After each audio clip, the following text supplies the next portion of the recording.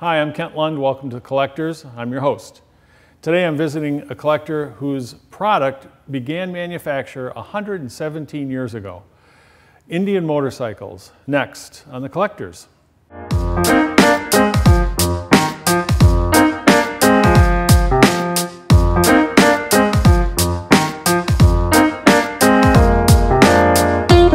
in the Collectors domain and we're about to talk about some early Indian motorcycles with Gordon Rentschler. We're going to go through some of his motorcycles and how he found them, where he found them, and I'm really excited to be here. I'm going to show you a picture of this collector in 1966 as a young person with his first motorcycle actually stored in his dorm room at college, which he can't get in trouble for anymore. So we'll talk about that. Well, we're here today to talk to Gordon Rentschler. Gordon. Okay, welcome to Gordon's Garage. I'm happy to be at Gordon's Garage and so excited to talk about motorcycles. And here we have a 1913 Indian motorcycle. Gordon, where'd you find this one? This one I actually found on the west side of the state. There's an eBay story that goes with it, but I bought it from the guy who owned it. Okay. Started it, and the guy had it from, he bought it in Texas from a guy who used to ride it all the time. But typical of these things, bought it and didn't have the ability to do anything with it, so it just sat. Sure. And so I bought it from him, and I completed it, brought it back to life, replaced the things that were broken, the things that's ready, and it's ready to run. I just haven't got the time or the energy to put gas in it and run it. It's a piece of art sculpture. Absolutely. In your office here, it's just great the way it looks now. And this was, you mentioned earlier, the highest production year, 1913, for Indian motorcycles, and it was downhill from there over the next 30 or 40 years. They made over 30,000 motorcycles in this year. 1913. 30,000, okay. And then the world started to change. World War I came in, and Harley Davidson emerged. There's a whole business story there that's fascinating, but we don't have time to talk it all today. No, and it is a fascinating story, and so are the mechanical parts of this motorcycle, which make it state-of-the-art for its day. Absolutely. What are a couple things on here that stand out as really special at this time, 1913? Well, this had a breakthrough two-speed transmission. Wow, breakthrough. Breakthrough two-speed transmission. I like it. Most of the bikes at the time were pedal starts because they came from bicycles. You get on them, you pedal them, and fired them up. And the other thing, it's a V-twin. But the thing I like about this thing the most is it's all mechanical. Like today you have linkages and wires and everything else. This is the controls, and if you'll notice, they're all little universal joints, and they all move. It's like a Rube Goldberg thing. Yeah. And they move when you turn the bike. It's fascinating. If anybody's wondering where those little oil cans came from that went clink, clink, clink, clink when you oiled, you needed it for this bike. And it actually, all this worked, this mechanical advantage worked, even when you're steering and turning. It's phenomenal. Yeah, and these bikes, this was before electric came to motorcycles. This has a gas, acetylene light system, and a magneto. So there's no battery on this bike, and there's two wires. That's it. Everything else is mechanical or acetylene. So, and these are today they're very popular because there's races across the country where guys modernize them a little bit, but basically keep historical them races and drive them coast to coast. Yeah, and I can't wait. You've got another racing bike out here. I can't wait to see. Cool. All right. Well, we got a great idea what's going on here. Thank you. After college, Gordon decided he wanted to relive his college life and buy another motorcycle, another Indian motorcycle, something special that he could restore, and that's this one right here, a Special Indian 1928. Gordon, tell us a little bit about this beautiful machine. Okay, this bike, I actually was looking for the bike I had in college, which was a military bike, and they were all over the world. So I actually was looking in Australia and Europe and everywhere else. Oh my gosh. And I ran across this one in Australia. And boy, I just fell in love and decided whatever it took, I was going to get this bike back from Australia, that's a whole story in itself, but I ended up shipping it by air, and it went all over the world and ended up here. But when I got here, it was a fully running bike, and I rode it for about a year, and then I decided to restore it.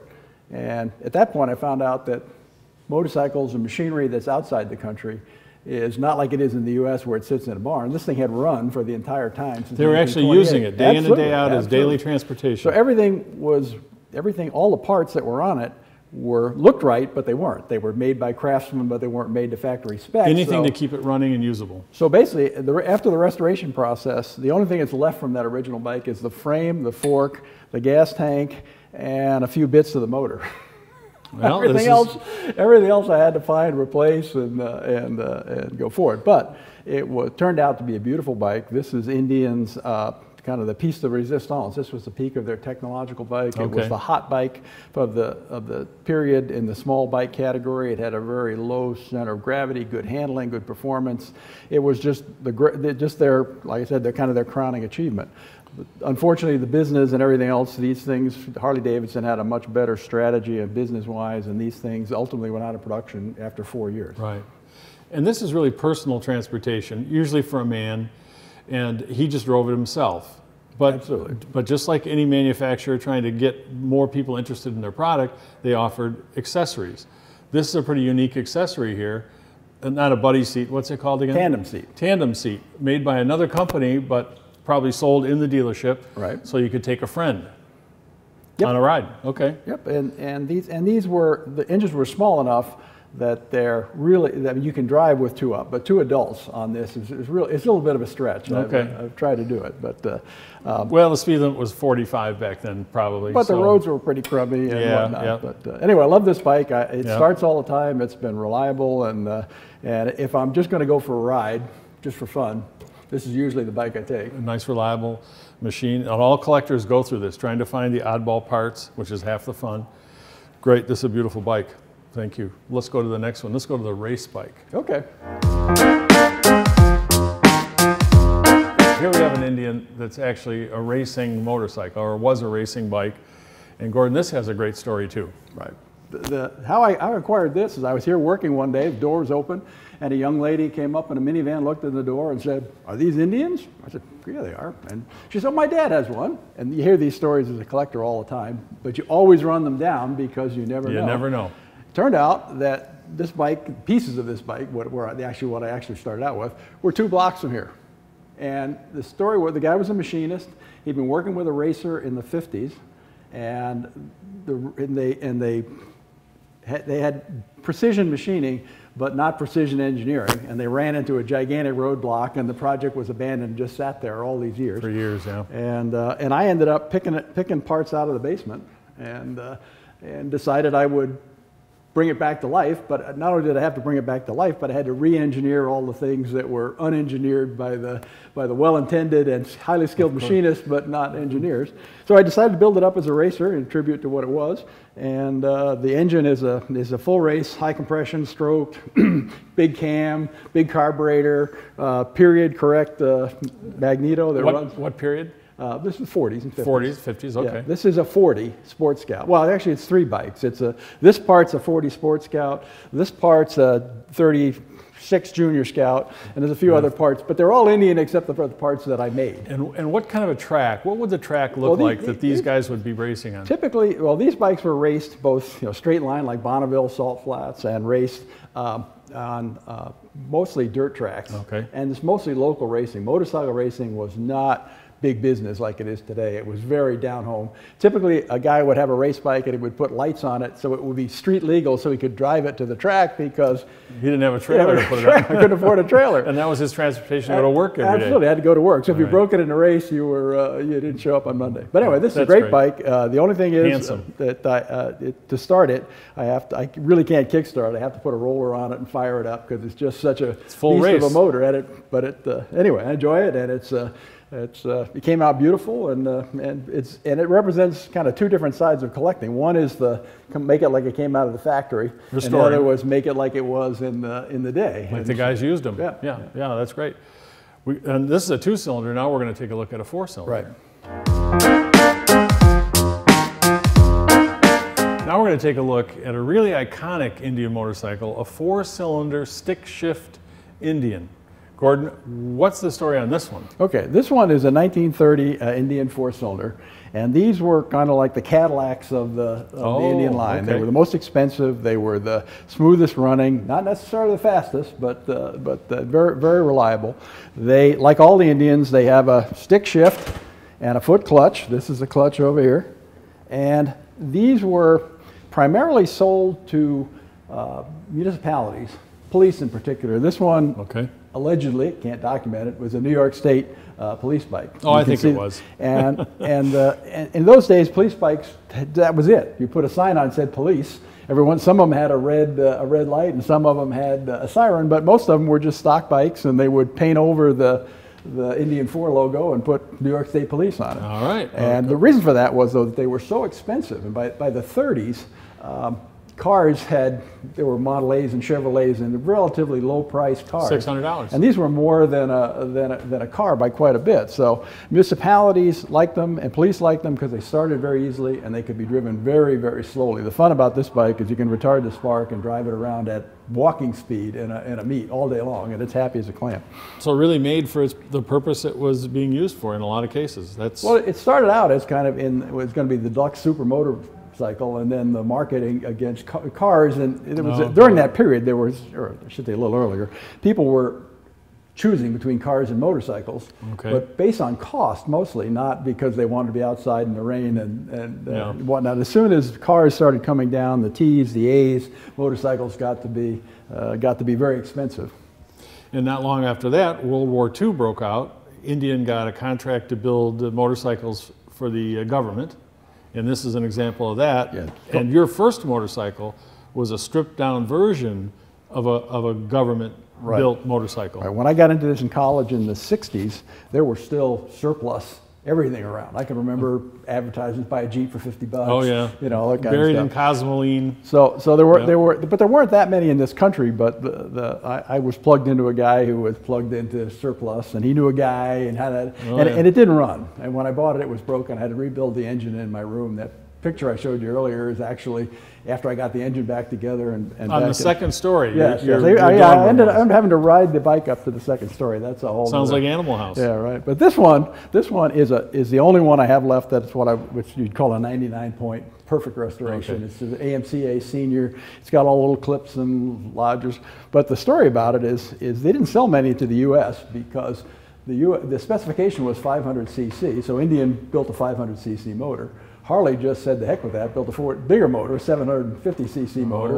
And everybody in the Army said, boy, this is much more powerful than Harley Davidson. It'll get me out of here so faster. So a lot of them went to Europe where they respected the 500 cc specification. And so these were all over the, but interestingly enough, you can still find boxes with U.S. military parts in them that were packed in Cosmoline. Matter of fact, the transmission on that one we looked at earlier, that racer, came in a box from the U.S. military with everything else. Whatnot. So they're kind of fun, and I've got for those of you who are concerned, this is a toy machine gun, not a real one. Okay, good. But it's interesting that they came with that. Well, they were all individually equipped by the individual motor pools. So every one of them is different. If you look at pictures and photographs, they have, they're not. Depending on their needs. They came with the saddlebags and the seat and all of the military, the equipment to run it. Okay. But some of them were military police, some of them were couriers, dispatch, had radios, there's a whole bunch of stuff. There's a whole genre of collecting these military things that... I'm sure, yeah. it fits a lot of categories for collecting. Right. And the maroon one next to it? That's my most recent acquisition. That one I just happened to fall in love with. A friend of mine was at a car show in Carlisle, Pennsylvania, sent me a photograph and said, hey, look at this. And one thing led to another, and I ended up, I mean, it was the Carlisle Chrysler. So the odds of finding a motorcycle of any kind in the Carlisle Chrysler were kind of small. To find an Indian, and it was like a lot of them.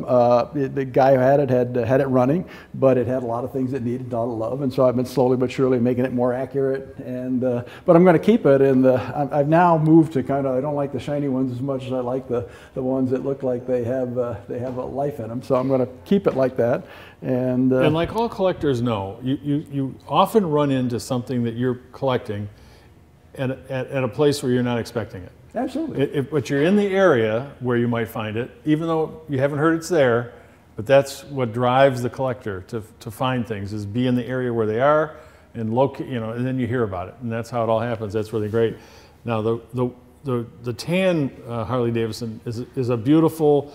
Would people consider that a full dresser in modern age? Yeah, that's kind of the classic Indian. That's a 1941 Indian Chief, and the key styling things were the valence fenders, where the fenders are enclosed. Iconic look. That was an iconic look to Indian. If you look at all the modern reincarnations, there's always one model with that in it.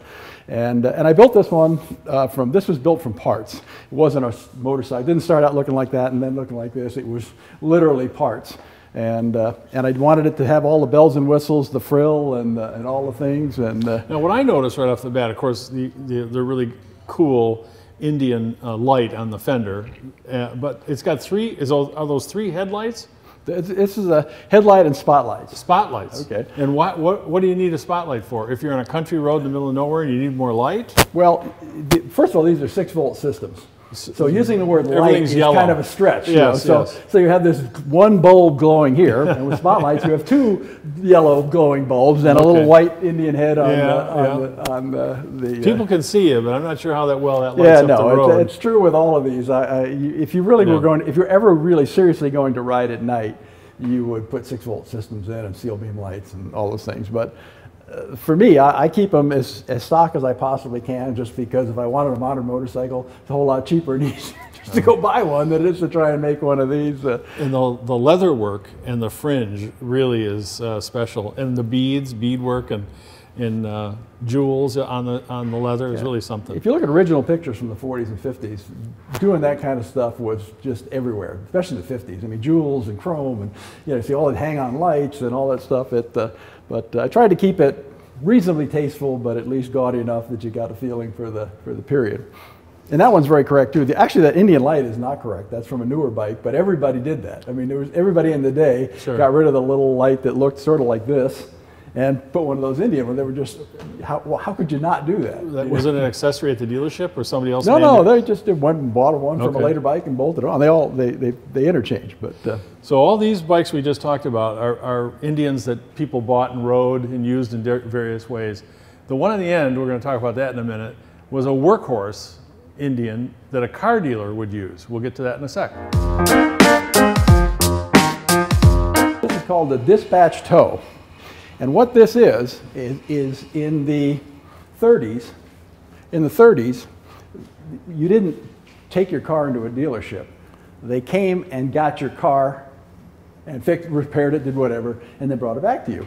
Well, if you had a four-wheel drive, a regular vehicle, you needed two people, because you had one to drive and then one to drive the customer's car back and one to drive the truck back. So there were a bunch of these ideas floating around. We could use a motorcycle. And cars didn't weigh that much. And so there were people experimenting with add-on, and Indian came up with the idea of, we'll just make a three-wheeler and we'll put a tow bar on it that unfolds, clamps on the back of the bumper, and one guy can go out, he can be dispatched, and then he can be towed back, and one guy can do the job of two. So they came up with this idea. They only made 400 of them, and how many exist today? I think there's 4 that I can identify, most 5, and mine's the only one that's actually running, that goes around and runs, and it looks complete. It is complete. And I found everything. This is crazy. This is the way I found it. I heard the story about the fenders, the rarity of those fenders and finding them. Yeah, and it was, and the story of the bike was that a dealer, when he went out of business in World War II, took this up to his farm and turned it into a tractor. Practical? There was no sheet metal, there was no lights, there was no nothing. There was a gallon can of gas hanging from here. It was a motor on a frame with wheel harrows or spike harrows or a plow behind something. Perfect. So it's come a long way from that. So I enjoy this one. This one is it attracts a lot of attention. It's a unique bike, and I don't plan on making it look any better than this. I mean, I worked real hard to find stuff that all looks this original and rusty. And as any collector likes to do, you brought it back from obscurity. But I can't imagine the look on your face when you got to the farm or the barn or wherever that was sitting covered with dust and chicken feathers and said, oh my God, that's a dispatch Indian. Yep, no, there's a story to that, but I didn't actually spotted in the barn, Oh, okay. but it's a long story. But we can, Somebody called you oh yeah, that's and held you up to buy it, I'm sure. No, it's been an amazing journey. How I found things. I mean, each one is a separate story. I could probably talk for an hour on just collecting sure. the parts for this. And that's the fun part. Right. But even like the seat, I traded a carburetor for a guy in Switzerland for the seat. Sight unseen. We were chatting on Facebook, and he said, I got the seat see this little tear in there? Yeah. In Europe, they won't let you put that on the street. The MOT, the inspection, the you can't ride it rules. on the street. So it was totally useless to him. And I had a carburetor that was totally useless to me, and that was it. Boom. And that's how things get put Yeah. together right there. That's how collectors operate. Great. Thanks, Gordon. We couldn't possibly leave this collection without hearing an Indian motorcycle from Springfield, Massachusetts in 1941. And here's what it sounded like in 1941. Okay, starting procedure, you have to turn the gasoline on. You have to make sure that it's in neutral. You Wow. have to make sure the clutch is disengaged.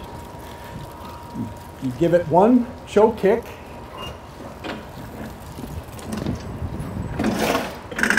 Maybe give it two, it's cold. Then you open up the choke. You turn the ignition on. So we got a little gas flowing. Where you got Gasoline's flowing by gravity, no fuel pumps, no electricity, no key fobs, nothing. Retard the sparks so you don't break your leg. Okay. Open the throttle. And nothing happens, of course. Wow, I love it. God, it really takes some power.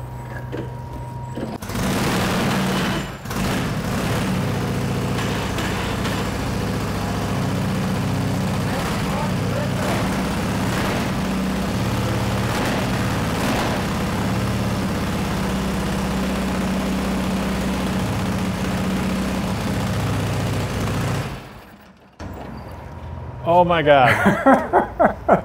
Thanks so much for joining us on The Collectors here. We've really enjoyed being with Gordon Rentschler and his collection of Indians. I hope you enjoyed the traveling from 1913 to 1953 as much as I have. Thank you very much for watching The Collectors.